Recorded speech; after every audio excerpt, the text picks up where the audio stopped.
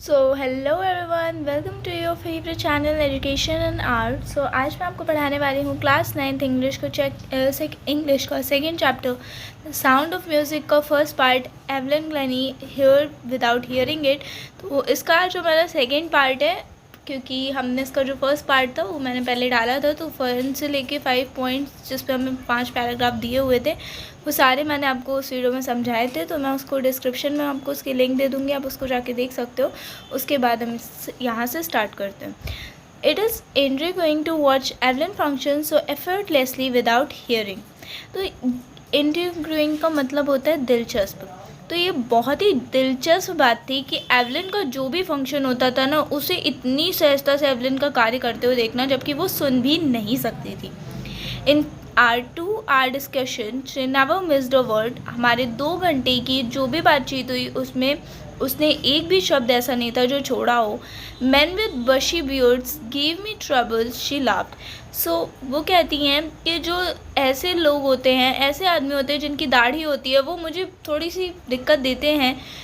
It is not just watching the lips. इसमें ये नहीं होता कि सिर्फ हम होठ देखते हो किसी इंसान के, it is the whole face. हमें उसका पूरा चेहरा देखना पड़ता है, और स्पेशली द आइज़, मतलब हमें उसकी आँख देख के पता करते हैं कि हमें वो क्या कहने की कोशिश कर रहा है। She speaks flawlessly with a Scottish lid.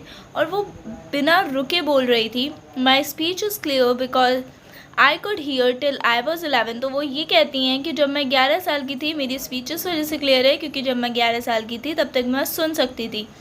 But that doesn't explain how she manage to learn French and master basic Japanese.